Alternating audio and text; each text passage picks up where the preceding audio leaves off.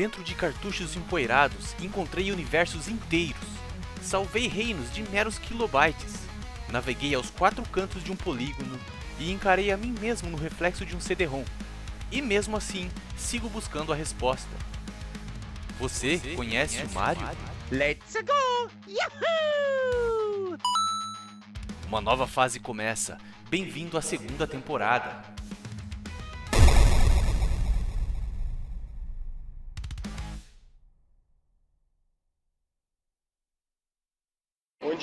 Bom dia, galera, vamos que vamos! Hadouken! Oi, Yuga! Fala, meus Horyugs e meus Ratatarugues! Como é que vocês estão, mano? Tudo bem por aí? Bom, aqui tá tranquilão também. Você acredita que nesse dia aqui que eu tô gravando, cara, fez uma sensação térmica de 41 graus na minha cidade, bicho? Pois é, tá difícil, tá bem quente mesmo.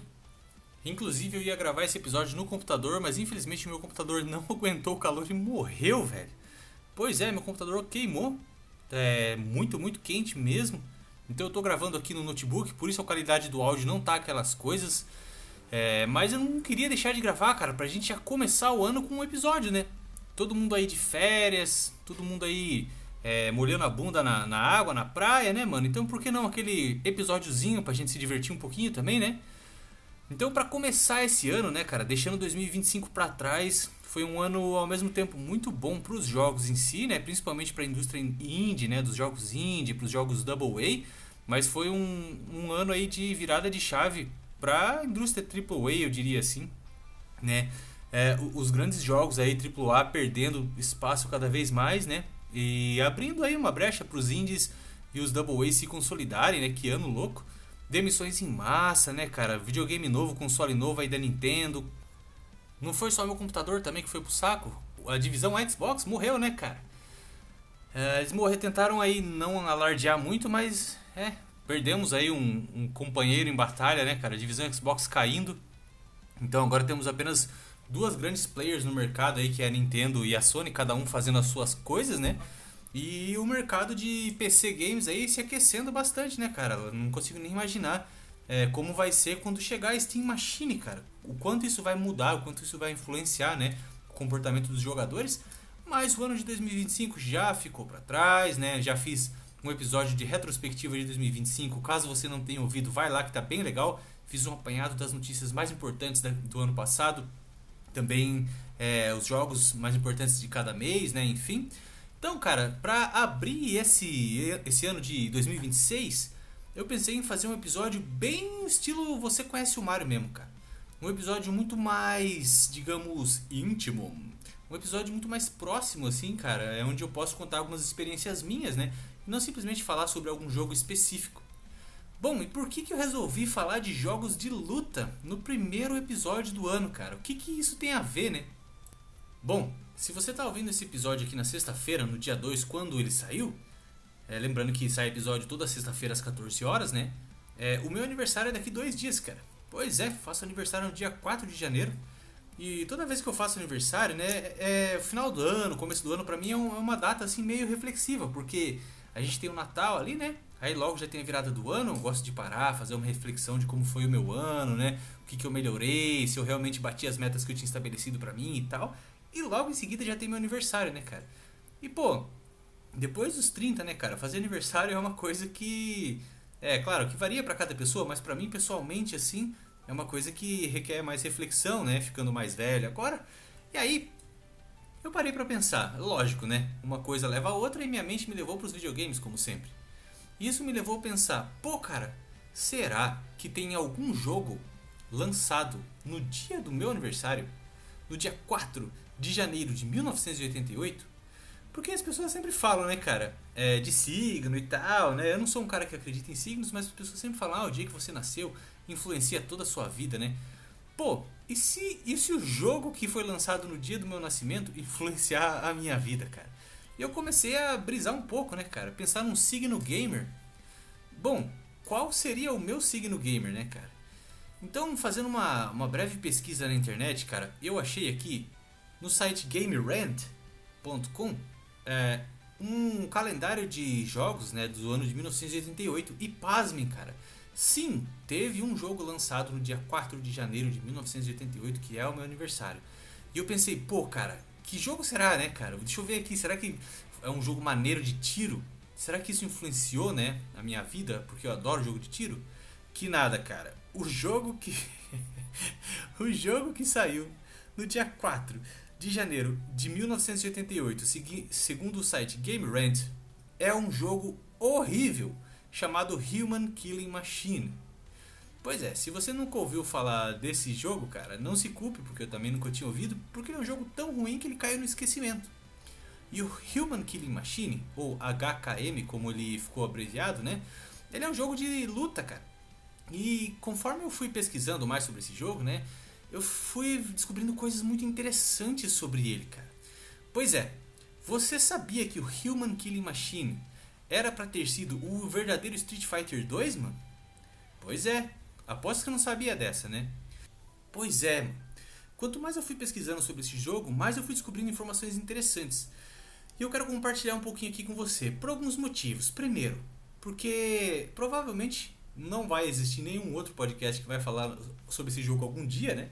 E ele tem algumas coisas interessantes sobre ele, cara, apesar de ser um jogo considerado péssimo, né?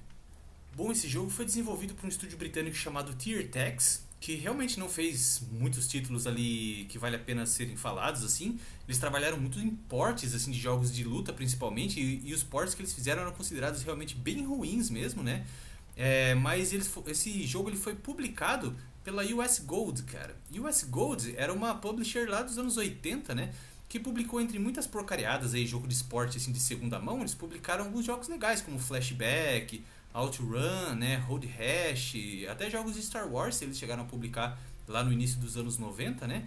Mas não é realmente isso que é a parte mais interessante desse jogo, e sim a conexão que ele tem com o Street Fighter. E como eles foram responsáveis por digamos, o Street Fighter 2 antes do Street Fighter 2, né? Bom, a Tiertex, né, ela era conhecida por fazer essas conversões de jogos de arcade para computador doméstico, assim, lá nos anos 80, como o Spectrum, o Amiga, né? Geralmente esses ports com baixa qualidade, como eu comentei, né? E aí, a US Gold, que é essa publicadora, ela detinha os direitos de conversão do primeiro Street Fighter da Capcom para PC, antes do Street Fighter 2 ainda, né? Que só tinha o Ryu e o Ken lá e mais meia dúzia de personagens, um jogo bem ruim por si só, né? E apesar das versões da Tiertex serem consideradas terríveis e até injogáveis, o port do primeiro Street Fighter feito pela Tiertex e publicado pela US Gold para PCs foi um grande sucesso comercial, vendeu muito, né? E aí o que acontece, cara? Nessa época, estava se começando ali a se popularizar os primeiros jogos de luta ali para arcades, para computadores e tal, né? Mas principalmente para arcades mesmo. Numa era ali ainda pré-Street Fighter 2, mas esse mercado já estava começando a se mostrar ali promissor. E aí naquela época, cara, não tinha muitos desenvolvedores, né? Eram poucas empresas e tal. Então era muito comum nessa época as empresas irem atrás dos desenvolvedores em outras empresas, tipo assim, roubar desenvolvedores das concorrentes mesmo, cara. Tanto que se você jogar muitos jogos aí clássicos da era dos anos 80 e 90, você vai ver que muitas vezes nos créditos ali, os nomes dos desenvolvedores não são os nomes reais, para evitar que as empresas concorrentes vissem os nomes desses caras nos créditos e conseguissem roubar, né, essas pessoas pro seu time e tal. Então isso era um medo real ali das developers da época, né? Então, pra você ter uma ideia, cara, quando a Capcom desenvolveu o primeiro Street Fighter, né, a SNK viu uma promessa já naquele título ali. E aí ela foi lá e descobriu quem eram os desenvolvedores e roubou, digamos, esses desenvolvedores da Capcom. Então a SNK foi lá e contratou membros-chave da Capcom para desenvolver jogos como Fatal Fury, por exemplo, né? Então, o que aconteceu, cara? Com a saída desses membros-chave da Capcom para a SNK, o desenvolvimento de uma sequência oficial do Street Fighter foi pausado. Eles não tinham galera para produzir o jogo, né? E a US Gold tentou convencer a Capcom a aceitar um projeto da Tiertex como o oficial Street Fighter 2, mas a Capcom recusou a proposta. Então os caras falaram assim, pô, Capcom, a SNK, né, tirou aí os seus developers, a gente desenvolve pra você, cara, né? Isso aí é a Tiertex falando pros caras. Só que, mano, a Tiertex era ruim, né? Eles eram um time pequeno ali, de desenvolvedores ruins, os ports deles eram ruins, e a Capcom recusou, né? Mas sem a aprovação da Capcom, a US Gold lançou o jogo como Human Killing Machine. Então eles continuaram trabalhando nesse jogo, que seria o Street Fighter 2, só mudaram o nome, mudaram os sprites dos personagens ali, né, virou o Human Killing Machine. E ele promoveu agressivamente, né, a US Gold promoveu esse jogo nas revistas da época como uma sequência oficial, ou sucessor do Street Fighter. E a capa do jogo, inclusive, é interessante, cara, que ela mostrava um lutador semelhante ao Arnold Schwarzenegger naquele filme Comando, sabe? Que nem sequer aparecia no jogo, assim. Então, é engraçado notar como as coisas eram nessa época, né, cara? Recentemente aí, a gente viu alguns jogos como Power World, né? Ou Light of Motiran lá da Tencent tentando copiar o Horizon New Dawn aí da Sony, né? E os caras tomando processo nas costas imediatamente. Mas nessa época dos anos 80 e 90, assim, cara, as coisas eram ainda um pouco mais livres, né? Principalmente ali nessa mídia nova dos videogames. Então a Capcom não aprovou, né, o lançamento do Street Fighter 2, desenvolvimento do Street Fighter 2 pela Tiertex, e eles lançaram mesmo assim, só mudaram o nome, tá ligado?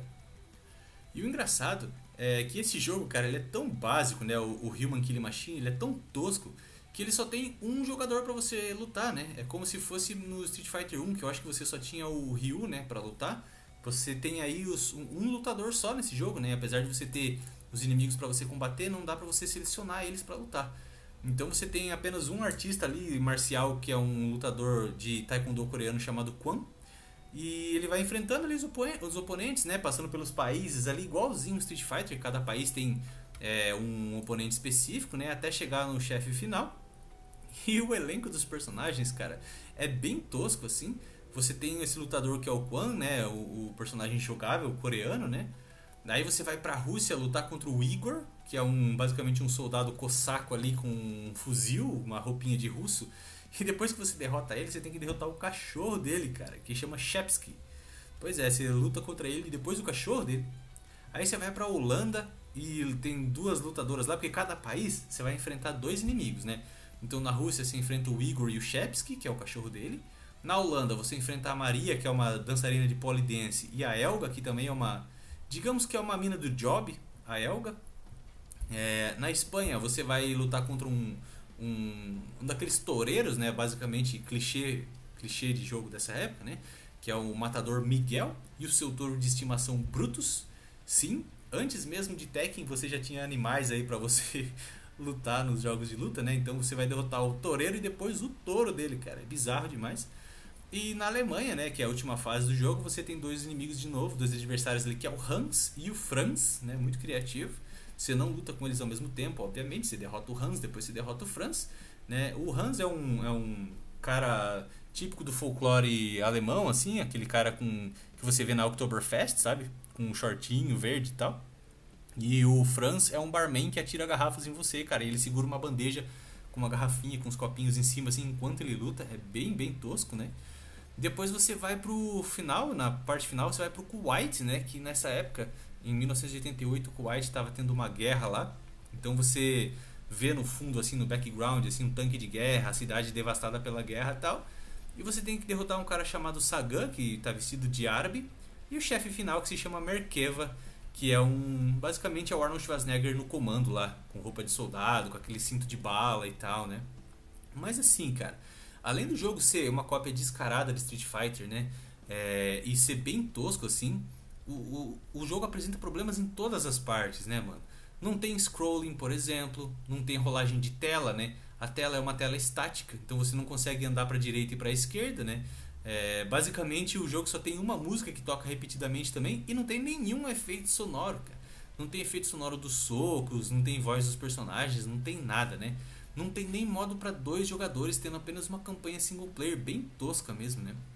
E uma coisa que é bem idiota desse jogo, que eu tava pesquisando aqui pro episódio, velho, é que, olha isso, cara. Tanto o jogador quanto o computador, né, que você tá lutando com ele ali, recupera a vida constantemente. Mas, se você começa a perder as lutas, cara, o jogo vai ficando cada vez mais difícil. E aí a IA, né, a inteligência artificial, começa a recuperar a vida numa velocidade absurdamente mais rápida, que fica forçando o jogador a atacar sem parar. Então, você não tem estratégia, sabe? Basicamente, se você perder uma luta, o jogo vai se tornando cada vez mais difícil, né? Você tem que derrotar os inimigos também várias e várias vezes. Quanto mais você perde, mais vezes você tem que derrotar ele. É bem, bem babaca, assim, as decisões que os caras tomaram, sabe? Pra tentar inovar, né? E o jogo ele foi descrito, né, na época, já em 88, como lento e travado, sem golpes especiais, e a única estratégia viável é o ataque constante e caótico, né? Então assim, cara, esse jogo, por muito pouco, cara, que a gente não teve aí o Street Fighter 2 lixo, assim, um Street Fighter 2 péssimo.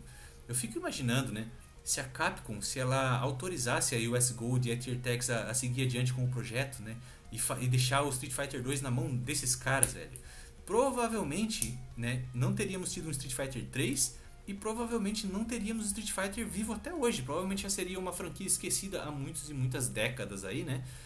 Mas ainda bem que os caras da Capcom tiveram bom senso e disseram não, né? E negaram a licença do Street Fighter 2 para esses caras aí, né? Então, assim, embora seja fascinante o jogo, né, pela sua bizarrice, seu contexto histórico, né, o Human Kill Machine é considerado um dos piores jogos de lutas já feitos, sendo quase impossível de jogar sem trapaças devido à sua dificuldade injusta. Que também tem isso, cara, né? O computador ali, ele não perdoa. Eu tava vendo a galera, alguns vídeos de gameplay assim, é impossível você ganhar, né? Realmente sem apelar ali pra código, sabe? E engraçado que assim, a Tier Tex, né, sobreviveu por anos fazendo adaptações de baixa qualidade para consoles portáteis, como o próprio Game Boy, e fechou suas portas definitivamente em 2003. Então assim, você entendeu como é que esse jogo funciona, cara? Pensa num frame rate assim, de 5 frames por segundo, parece uma apresentação de slides, sabe? E imagina que você está jogando uma partida de boxe onde o seu oponente tem um médico curando as feridas dele em tempo real enquanto você luta. E o ringue é apenas um quadro estático na parede onde ninguém consegue sair do lugar, assim, bem tosco mesmo, né? Então por que eu trouxe aí esse jogo do nada já pra abrir o ano, né?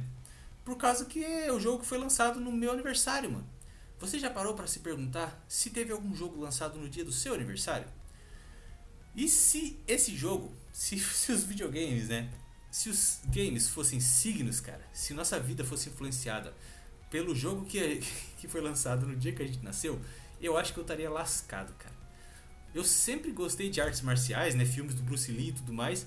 Mas, putz, cara, não acredito que eu nasci no dia dessa porcaria desse jogo.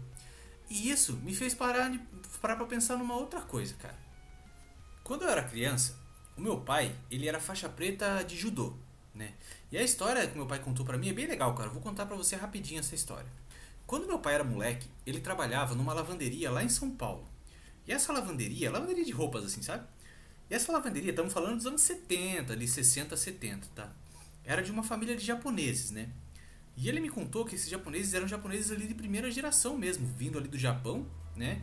E eles estabeleceram esse negócio ali da família.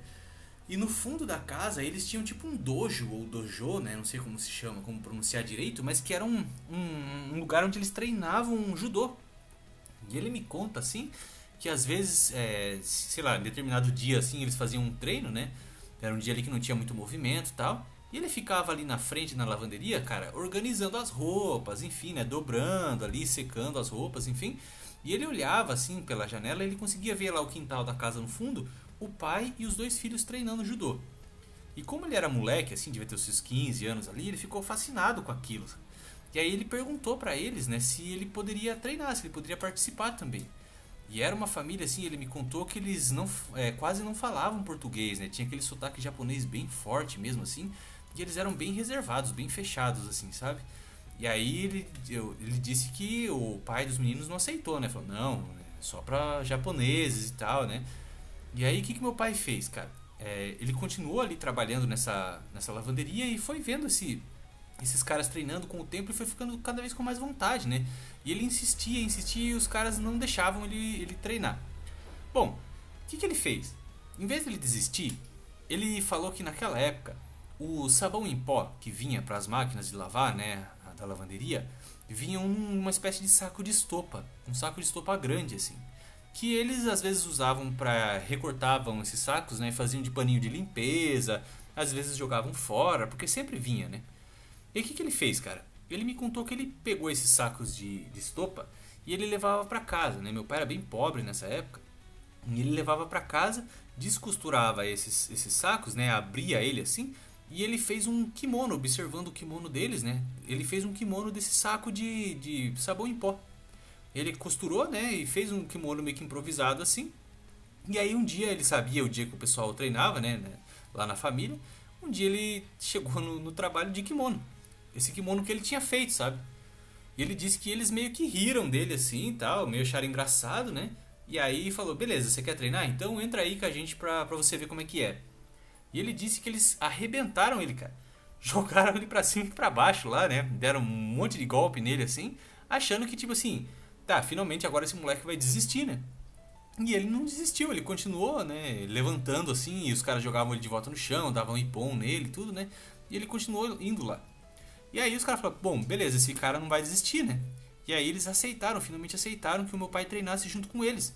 Então, sei lá, vamos imaginar que toda quarta-feira eles treinavam, né? Então, depois do trabalho, assim, meu pai ficava por lá, com o kimono dele, e treinava com eles. E isso foi indo, assim, por anos, sabe? Até que o meu pai se tornou faixa preta de judô, cara, assim, na raça mesmo, na manha, né? E aí, quando a gente era moleque, a gente morava nessa cidadezinha do interior, eu e o meu irmão, né? E alguns quarteirões, assim, abaixo da minha casa, uns 3, 4 quarteirões, tinha um lugar de treinamento, assim, de judô também, da prefeitura, que era gratuito, você podia ir lá treinar, né? E aí meu pai inscreveu, eu e meu irmão, assim, comprou um kimono pra cada um e a gente começou a treinar judô lá. E desde então, assim, eu sempre gostei muito de artes marciais, né? Fui do judô depois pro Kung Fu, né? Por conta própria, quando eu mudei pra cidade grande. Porque eu gostava muito do Bruce Lee, assim. Esses filmes de Kung Fu, né? Grande Dragão Branco e tal. E aí eu fui indo, cara, pro Kung Fu. Treinei vários anos também. Depois fui treinar outro estilo de Kung Fu. Daí eu sofri um acidente de moto, tive que parar por um bom tempo, né? Quando eu voltei pra treinar Taekwondo, porque tinha alguns amigos que treinavam também. Aí eu fui ver qual é que era, né? Treinei bastante tempo de Taekwondo, então sempre gostei muito de artes marciais, né? E é claro que isso se transferiu não só para os filmes, mas também para os games, né? Sempre gostei bastante de jogos de luta, cara. E é uma história fascinante, eu não sei se isso acontece contigo, não digo nem no jogo de luta, mas talvez em algum outro tipo de jogo. Mas comigo é assim, eu gosto muito de jogo de luta, cara. Eu não me lembro exatamente qual foi o primeiro jogo de luta que eu vi, mas eu sempre curti muito Mortal Kombat, cara. Sempre curti muito, muito mesmo, né? E lá no episódio 2 ou 3, que eu falo sobre a minha locadora, acho que no episódio 3, né? Quando eu tive minha locadora em casa, que eu conto que uma amiga da minha mãe foi lá e me deu uma caixa gigantesca com um monte de jogo, né? Ela me deu, no meio desses jogos de Mega Drive, tinha o Mortal Kombat 1, 2 e 3, né? E aquilo ali, nossa, chamou muito, muito a minha atenção, assim. Eu já conhecia Mortal Kombat, né? Acho que eu nunca tinha jogado, porque era um jogo violento, eu era criança, muito criancinha assim. Mas eu já conhecia Mortal Kombat, porque o meu irmão, ele tinha as revistinhas em quadrinhos, gibizinho do Mortal Kombat, tinha gibizinho do Street Fighter também, né? Então eu já sabia mais ou menos do que se tratava, mas quando eu ganhei esses jogos de Mega Drive foi quando eu realmente comecei a me apaixonar por Mortal Kombat. Só que quem jogou Mortal Kombat 1, 2 e o 3 ali, né, na época do Mega Drive, sabe que é um jogo bem difícil. Ele é um jogo muito rápido, onde a máquina, tipo assim, na primeira luta você ainda consegue, na segunda você já apanha e na terceira pra frente, pra mim pelo menos, se tornava algo impossível, cara. Mas o jogo de luta, ele é o jogo que trouxe pra mim a sensação de tipo assim, beleza, eu preciso melhorar pra conseguir passar. Foi no Mortal Kombat que eu percebi que, tipo assim, eu preciso ser um jogador melhor pra conseguir terminar isso aqui, sabe? E realmente eu não me lembro se eu cheguei a terminar algum Mortal Kombat, mas eu sei que eu jogava diariamente, assim, sempre tentando melhorar, aprender os fatalities e tudo, né? Jogava muito ali no Mega. Depois eu tive o Super Nintendo também, e no Super Nintendo eu tive Street Fighter 2, que se tornou um dos meus jogos favoritos, assim, de todos os tempos. Inclusive, é o Street Fighter que eu mais joguei de longe, assim, até hoje é o meu favorito, o Street Fighter 2, né? Joguei muito também e eu tenho esse cartucho até hoje, diferente dos cartuchos do Mortal Kombat, né, que eu dei embora. Eu tenho esse cartuchinho, eu guardei o cartucho do Street Fighter 2 que eu gostava tanto. E aí eu me lembro quando eu tava na escola, assim, um moleque me contou que tinha um novo jogo que chamava Instinto Assassino. Ele falou pra mim, cara, você já jogou Instinto Assassino? Eu falei, não, nem sei o que é isso. Ele falou, cara, é um jogo de luta novo também, tem um robô, tem um esqueleto, é muito da hora, é melhor que Mortal Kombat, super rápido, não sei o que. E eu fiquei com aquilo na minha cabeça, né? E aí eu lembro que também eu fui na locadora e perguntei pro cara, pô, você tem um jogo chamado Instinto Assassino? E o cara, tipo, riu de mim, né? Falou, acho que você tá falando do Killer Instinct, né, mano? E aí ele me mostrou o Killer Instinct do Super Nintendo, e eu achei aquilo ali muito, muito massa. Mas era um jogo muito rápido pra mim, assim. Eu não consegui pegar a mão no Killer Instinct, sabe? Eu me lembro até que uma vez perto de casa tinha um daqueles É aquele segunda mão, assim, que vende móveis usados, eletroeletrônicos usados, assim. E eu fui lá com a minha mãe e o cara tinha alguns cartuchos de Super Nintendo e tinha um cartucho preto, cara, na prateleira. E eu olhei aquilo ali e fiquei, tipo assim, um cartucho preto, mano. E eu perguntei pra ele que jogo era e ele não sabia, né? O cara nem sabia o que era aquilo ali. Mas ele me deu na mão, assim, e era o cartucho do Killer Instinct. Só que eu não tinha Super Nintendo nessa época, né? Então eu não comprei nem nada. Mas eu achei absurdo um cartucho preto, cara. Achei sensacional, né? Então o Killer Instinct foi o jogo que eu menos joguei, mas sempre achei muito legal. Depois no meu Dreamcast, mano, eu joguei muito Soul Calibur. Joguei muito o Marvel vs Capcom 2. No Dreamcast eu joguei muito o Rival Schools, jogo de tiro ali, olha, jogo de luta em 3D no estilo Virtua Fighter. Só que você jogava, eram escolas que eram rivais, assim, sabe? Tem essa rivalidade das escolas no Japão, né? E aí você jogava, tinha o professor de educação física, tinha a lutadora que era jogadora de vôlei, você podia dar bolada na galera. Tinha o Shoma, que era o meu favorito, que era um jogador de beisebol, que você jogava com o taco de beisebol, você podia dar tacada nos adversários. Foi um dos jogos que eu mais joguei, eu gosto muito desse jogo até hoje, né? E sem dúvida, assim, eu acho que o que eu mais joguei no Dreamcast, cara, não foi nem o Soul Calibur, nenhum desses. Foi o Dead or Alive. Não porque, tipo, tinha as gostosas peladas, né? Apesar de ser um bônus aí pra um moleque de, sei lá, 12 anos, né? Mas o Dead or Alive, cara, se você nunca deu uma chance pra ele, se você gosta de jogos de luta e nunca deu uma chance pra Dead or Alive, muitas das vezes, assim, só olhando por cima, você fala, isso aí é jogo de anime, né, cara, de hentai, sei lá, não vale a pena. Não, cara, por baixo daquelas gostosas lá, cara, tem um excelente jogo de luta, um jogo de luta muito técnico, assim, que você consegue dar agarrão nos inimigos, dar contra-ataque. E eu lembro que eu gostava porque você podia jogar os inimigos do segundo andar, assim, lá embaixo, sabe? O cenário mudava, assim. E eu joguei muito Dead or Alive no Dreamcast, mas muito. Dead or Alive 2, né? Joguei bastante com meu amigo, a gente jogava, passava o final de semana jogando Dead or Alive. Depois, ele ganhou um Xbox, o primeiro modelo do Xbox, né? E ele pegou o Dead or Alive 3 e a gente jogou muito, muito, muito. E ele tinha uma televisão, cara, uma TV de tubo, eu me lembro disso. Isso deve ter sido lá em 2001, 2002, assim. E essa TV de tubo que ele tinha um videocassete embutido na TV. E aí eu tinha umas fitas cassete VHS, né? Fita de vídeo VHS em casa, assim, velha. Aquelas fitas virgens, sabe? Que ninguém tinha usado pra nada, assim. E aí eu gravava a gente jogando, assim, a gente ficava assistindo depois. Eu gravava as cutscenes também do Dead or Alive 3 pra ficar assistindo, porque os CGs eram maravilhosos, né? Achava super legal, assim. E depois, cara, quando eu peguei meu 360, o meu primeiro jogo foi um jogo de luta no 360, que foi o Dead or Alive 4, que eu também joguei muito, cara. E eu arrisco dizer que eu me tornei um bom jogador de Dead or Alive no Xbox 360, sabe? Joguei também o Soul Calibur no 360, então assim, eu sempre fui o cara dos jogos de luta. E até na época que eu tinha esses jogos do Mega Drive, né, do Mortal Kombat, eu me lembro que eu fui pra São Paulo com o meu pai, mano, e a gente foi num sebos, assim, que a gente gostava de ir em sebo, comprar livro, essas coisas, quadrinho, né? E aí ele me deu de aniversário, entre outros, cara, o VHS do filme do Mortal Kombat e o VHS do filme do Street Fighter. E eu lembro que o filme do Street Fighter, eu era criança e eu já achava aquilo ali horrível. Mas o filme do Mortal Kombat, que delícia, mano. Que filme maravilhoso. E é um filme que eu gosto muito até hoje, assim. Até hoje, né? E aí, eu me lembro, cara, que assim, eu nunca fui bom em jogo de luta, né?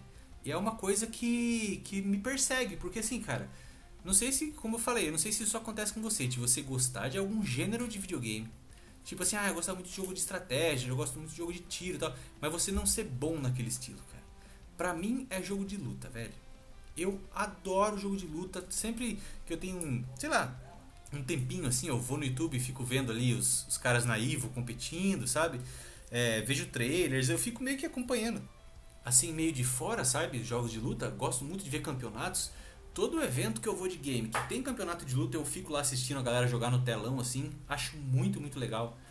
Quando eu tive a minha lanchonete gamer, a minha lanchonete geek também, cara, a gente fez um campeonato de Street Fighter, foi Street Fighter 5 na época, eu acho, cara, de Play 4, assim. E teve premiação. Eu mandei fazer um troféu que era o Ryu, o troféu assim de acrílico, super maneiro. Puta, foi muito legal. Então, eu sempre gostei de jogo de luta. Eu já assisti todos os desenhos que tem de Mortal Kombat na TV, assim, aqueles filmes, animações, assim, eu assisti tudo, li os quadrinhos, sabe, eu me lembro quando saiu na TV aberta, sei lá, no comecinho dos anos 2000, o desenho, né, o anime do Street Fighter também, não perdia um episódio. Aquele episódio que o Ryu fica contra o Ken, nossa, mano, aquele episódio eu lembro assim de tipo explodir minha cabeça na época. A gente tinha álbum de figurinha do Street Fighter, então assim, tudo que envolve o universo de jogos de luta, eu amo, cara. Só que eu sou péssimo pra jogar. Sempre fui péssimo pra jogar jogos de luta. E não é por falta de tentativa, eu sempre tentei assim. Fazia o modo treinamento, né? Tentava aprender os combos, aprender os golpes, mas eu nunca consegui ser bom, mano. Nunca.